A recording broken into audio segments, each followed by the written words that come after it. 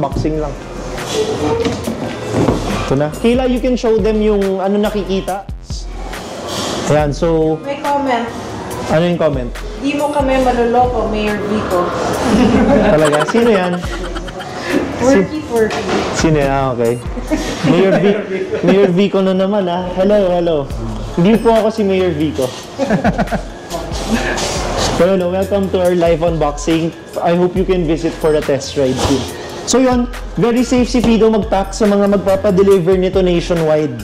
Ganito basically yung matatanggap nyo. Very secure packaging. May styro, nakabalot yung mga parts, and each part ng bike naka-styro talaga yan. Sneak peek. So, sneak peek. Ayan. Pag tinanggal, ang una nyong makikita, sige Jo Marie, anong una nilang makikita? Ang dito naman po, kung ano na po siya, kompleto na sa mga tools. So, wala na kayong iyangan sa kanya, dadagdag pa. Kung baga lahat po yun talaga, is maano po talaga. Gagamit po talaga sa pinaka-unit po. Kumbaga yung sinasabi kong you can assemble on your own, ayan, yung sinasabi ni Jo Marie, nandyan na yung mga kailangan ninyo. Sige, so go over the tools, Jo Marie. Ano yung mga tools na kasama? Tulungan mo siya, Jim, i-explain yung tools. May white tools na rin po, ali. And then may mga Jim. Hanggang malalaki. And then yung sa harapan naman niya po sa may gulong. Ito po. Then may 15 din po tayo dito. And then same lang din po na 15. Saan ginagamit yan, Joe? Dito din po sa harapan po ng gulong. Yes, so para sa gulong yan. Yes. Okay. Yan. Tayo na itong open. Para sa mga knot niya. Yes po. And then may maliit din po tayo na same lang din po. Para saan yan? Ito naman po para sa sa fender po sa harapan. Fenders. Yes po. Okay. Then may reflector pa po tayong extra. Kailangan ba yan kabit? Mas maganda po para mas makita po tayo tumingin po. Pero di naman kailangan. Optional lang. Optional lang dito. Okay. Then meron po tayong yung adapter para sa anti charging. Yun. Saan tinutusok yan? Sa ilong mo? Sa ilong po pag may sobra pa dito. Pwede, yan. Okay. So yan ang basic parang toolkit na kasama sa box when you buy the T2. So free na yan. So DIY assembling, guys. But if you get it in store, we can assemble. Assemble it for you. Pwede nyo nang sakyan pa uwi. You can request rin naman pag nationwide delivery na assembled na. Kaya lang, yung assembled na will need a bigger box. Baka maaring madagdagan ng shipping cost nila. Tama? Yes. So better kayo mag-assemble. Basic lang naman, mapapanood nyo ngayon paano. So yan, sisimulan na ni Jimwell and Jo Marie. Ito si Jo Marie. Ito si Jimwell. Wrappings. Wow, sige. While they're unboxing, ito yung free na... Well, hindi siya free kasi kasama talaga sa design ng bike. Nakabaklas lang ngayon. Ito yung front rack ng T1. Ng T2. So, nandito yung headlight. This front rack, kitang-kita mo yung build quality. Ang ganda. And it's lightweight. Kahit makapal na durable, lightweight siya. Hindi siya nakakabigat ng bike. This can carry up to 10 kgs. So, about 22 pounds. So, 22 pounds na weight sa harap ng bike nyo, pwede. So, sige. Ano yan sa harap? This is the headlight. Okay. Sige. Show them. Pwede yan. Yan na guys, tatanggalin na nila sa box. Sige. Ayan na, tan-tananan! The first in the Philippines, Fido T2 long tail cargo bike. Long tail cargo bike. Ayan, may center stand na built-in. Yon. Amazing. Built-in center stand. Lupit, oh. Bangis. At may mga questions kayo, send nyo lang dito. Sige. And ito yung friend natin here, si Cody. Excited din siya sa Fido T2. Up. Lift nyo muna kasi wala pa yung gulong eh. So, maklas ang tires. We're just removing yung mga... So ito, may kasama siyang parang cover. Sa T1, sa mga familiar sa T1 dyan, sorry. Mga familiar sa T1 dyan, hindi to kasama. So bare siya. So but this is optional, pwede nyo naman tanggalin kung ayaw nyo to para makita yung loob. But from the box, kasama tong cover. Yan, no? Tas you can see right away the longer rack, still with the wood finish na napakaganda. Very aesthetic yung wood. So guys, pag may questions kayo, just ask away so we can answer your inquiries. This is Yeah, Velo saddle. So this is new actually sa lahat ng new models nila. Ito yung ginagamit nilang brand for the saddles. Velo. Ito ang ganda nung ano dito. Grip na ginamit, leather design, Oh, black leather. black leather. So all of the bikes of Fido, they use rubber grips. Ito leather. So first model ng Fido to use leather grips. Leather black. Ang ganda, very premium. Premium look, premium feel. Yung naka-green. Lahat kami naka-green. Thank you. Tapos ito naman, if you scan this, user manual ng bike. So we'll show later, dito rin sa vlog ni Well, yung app. Gaano ka-useful yung app. Kasi not all brands may app capability eh. And nakaka-proud na yung Fido may app na ngayon. When we started selling Fido, wala pang app. So ngayon 2024, may app sila and minsan nga may app nga yung mga brands pero napakahirap gamitin or useless naman. Ito very useful actually. Like I said, it's like a remote for the bike. Even Kobe is interested sa V2. Yung red na lang daw, Pogi. Daming choices naka-green. Thank you, thank you. So baba, akyat. Tapos there's a little like lever dito. Push it lang para bumubukas tong slot ng battery kasi yung kinaganda nito detachable yung battery. Nice. So malaki yung bike, baka taga-condo kayo, apartment, kailangan nyo to i-park sa ground floor. Yung battery lang yung dadalhin ninyo sa room ninyo. Or to work. A lot of our customers, they love yung detachable batteries kasi sa workplace nila, nakaka-charge sila ng free. So binabaklas yung battery, ito na sa parking, they charge for free dun sa workplace nila. So it's a removable battery. Waterproof ba yan? Yes, IP67 waterproof, rainproof, and syempre sa flood naman, subjective yan. Although the bike is safe to use, we recommend na wag ilulusong sa baha. Kasi long-term health ng bike nyo yun eh. So with anything naman, may hangganan, di ba? Okay. But totally safe to use in rain. Okay, so no problem. Huwag lang isa-merge kasi nandiyan yung battery. There. Now let's get to the battery naman na gagamitin dito. So mamaya pa natin isasalpak, no? Pero yung battery nitong T2 and all of the products we sell in PopCycle, lithium siya. So anong advantage ng lithium battery? No overcharging, no overheating, and up to 6 years lifespan. So sa mga nag-iisip dyan, medyo mahal. It's 85,000, di ba? Some of our products, iba-iba to eh. So depende sa models. Pero lahat nga ng products namin, lithium. So medyo mas pricey siya if ko-compare mo dun sa mga talagang cheap alternatives na nasa market. Kasi you're buying the lifespan. Gaano mo katagal magagamit yung produktong binili mo. Diba? And ayaw mo ng anxiety na, shit, baka next month sira na to.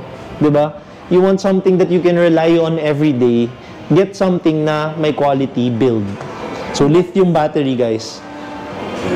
Ayan, kinukuha nila actually yung battery. T2 uses lithium-ion battery. Sige, habang sinasalpak to Joe yung pedal. Okay. Ayan na yung front track. Ang ganda oh. Black. Black front rack. So, perfect. Joke namin dito, perfect siya for pizza. Yes. Ganda rin dito, sir, no? Welded din yung ano niya, no?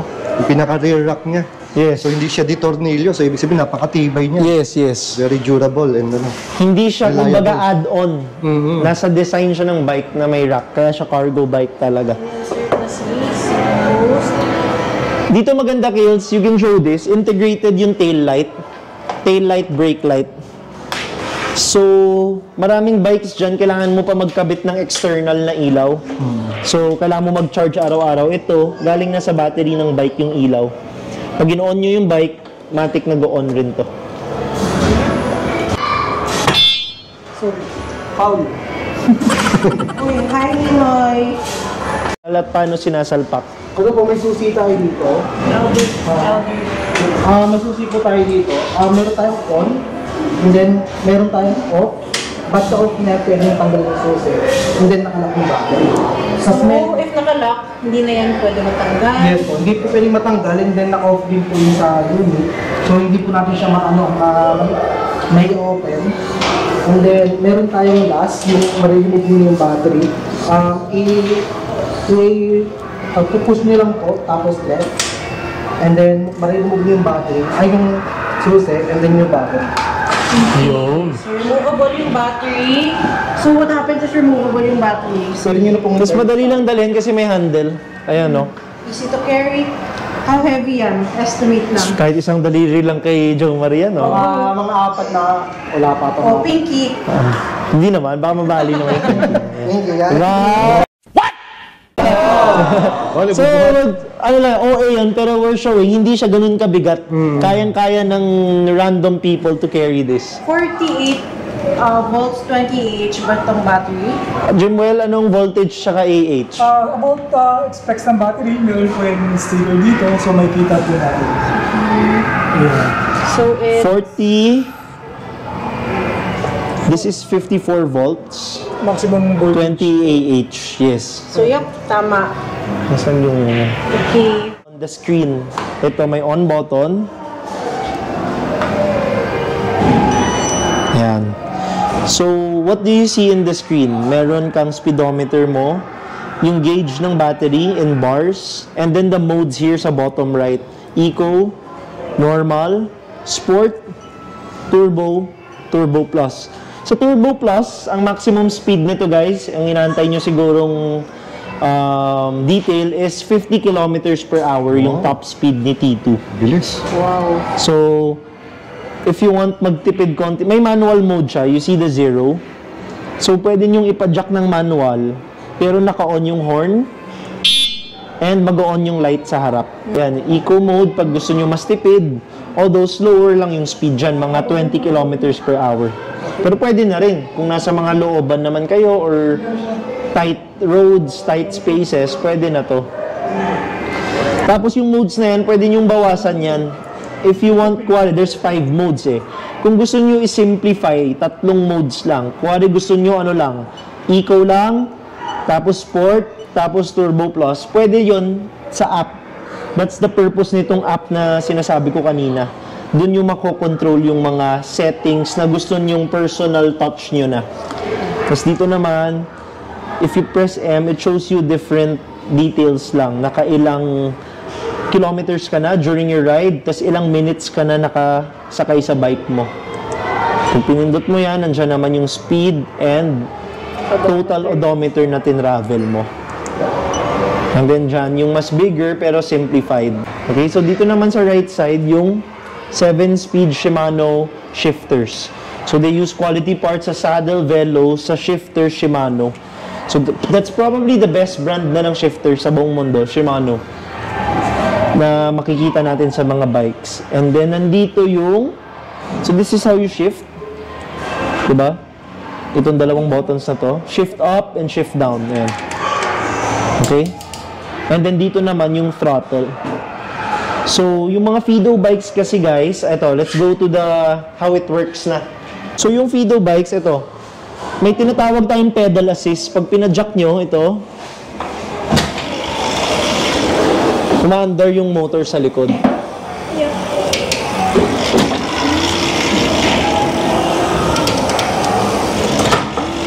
Even if you're not pressing any So very effortless. Okay, so stinap ko muna. Meron rin, kaya ka bumili ng e-bike, gusto mong mas effortless pa dun sa pedal assist, meron rin yung full throttle mode lang. Hindi ka papadjack at all, rest your feet lang on the pedals and press this down. press the throttle. Umaandar yung motor sa likod. And hindi gumagalaw yung pedal, so hindi umiikot yung paa nyo dyan. Talagang stable lang na naka-rest yung feet nyo sa pedals. Yep, so that's yung full throttle mode. Full throttle mode, okay? Brake light. So we have the Ayun, so Joe Marie wants to show yung brake light. Meron na po siyang brake light. So, no need to buy. Ayan, pinipindot ko yung brakes, umaandar siya. So pag pumipreno ka, nasisignal yung nasa likod mo. Yeah. Press the brakes. Release, press, release, press. Yep. So safety feature ni feeder yan. Okay. So doon naman tayo sa suspension. So built-in suspension, ayan. There's built-in suspension. Maganda yung play, guys. Very soft, very bouncy.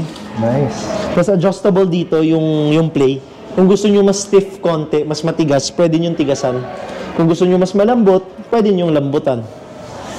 And then, lastly, I think we've discussed most of the specs. Ang brakes na lang, hydraulic na siya, harap at likod. Hydraulic disc brakes. Both. So, syempre, mabibigat yung dala nyo dito sa T2. Maaring mabigat yung rider o dalawang tao. And medyo high speed siya for an electric bicycle. Useful tong hydraulic brakes. Specs and price daw. This is introductory price, 85,000 siya ngayon. It comes with a free smart helmet. And bibigyan rin namin kayo ng free na pangtali nyo ng mga gamit sa likod. So, syempre, cargo bike, maaaring magtatali kayo ng mga gamit dyan.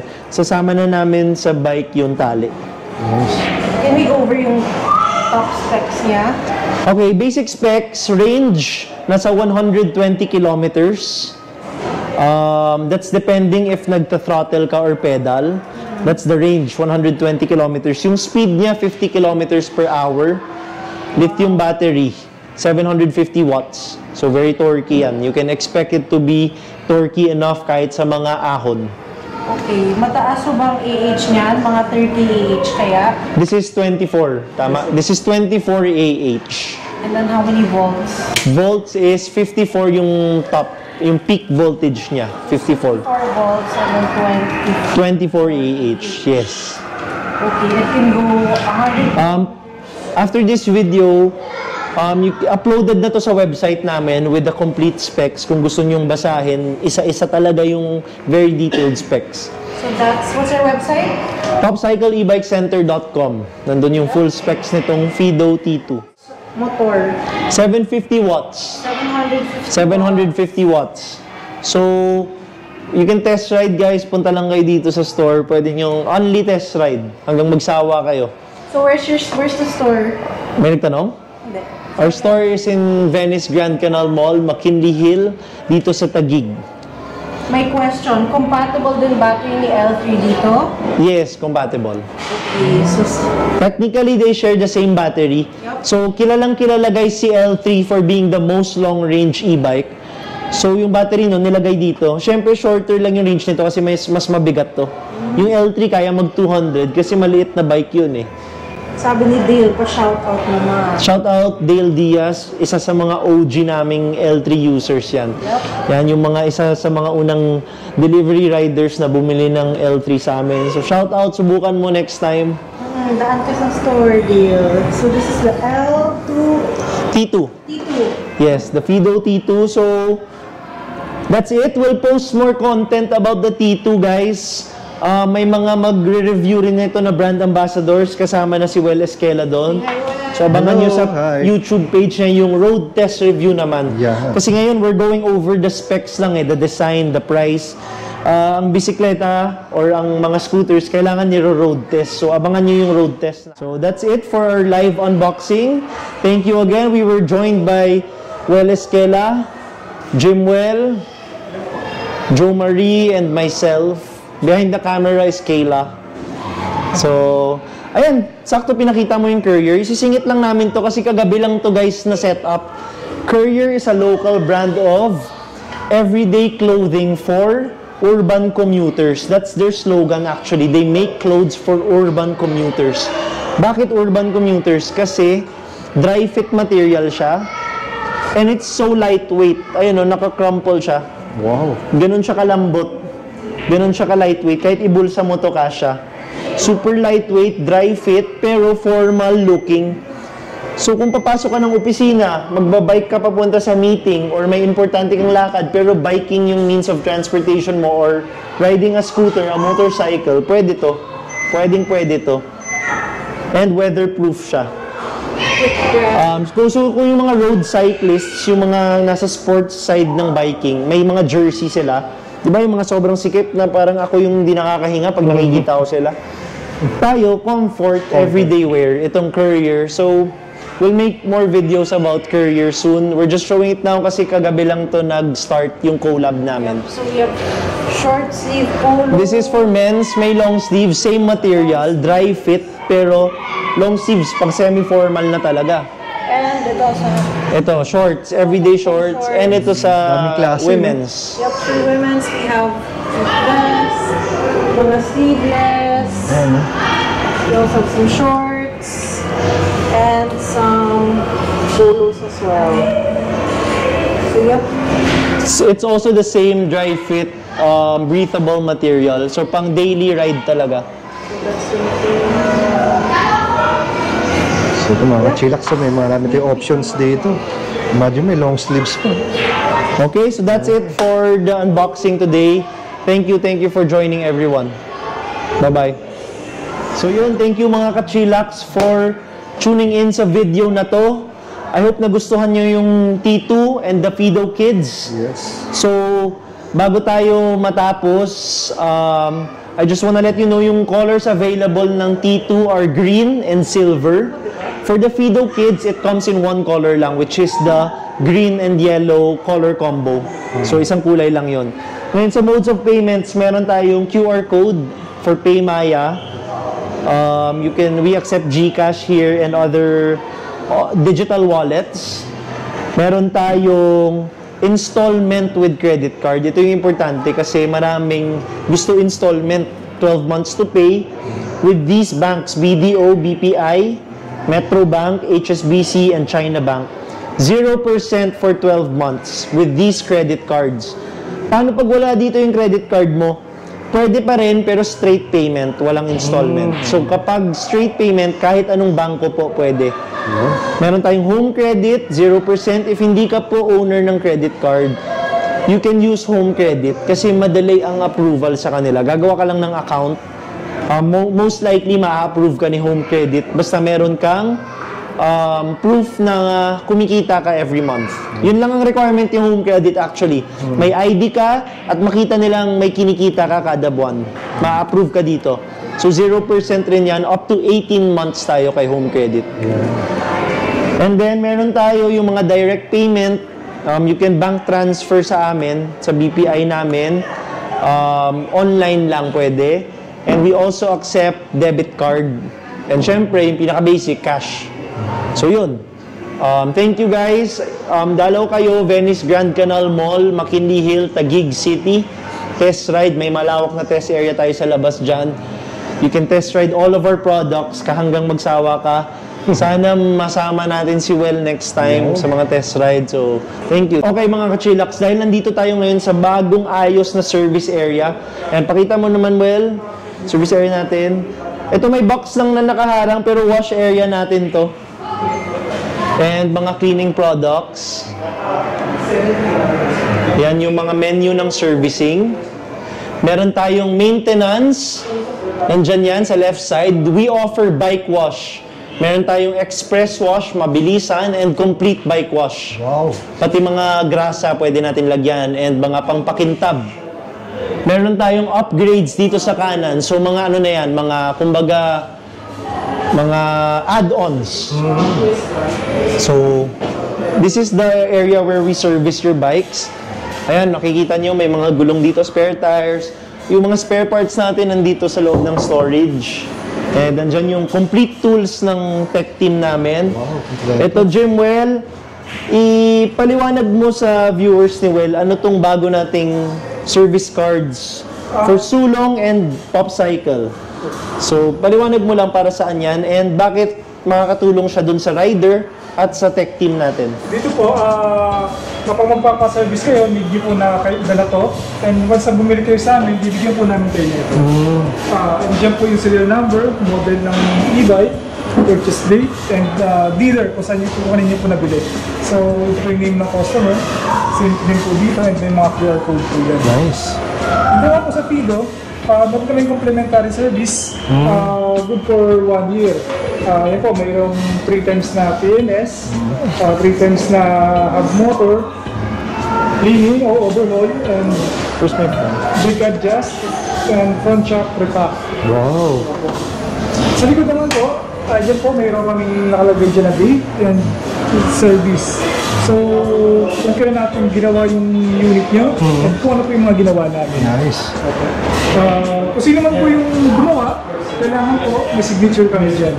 So, lalaman din po kung sino yung mga gumawa. Sino yung gumawa, no?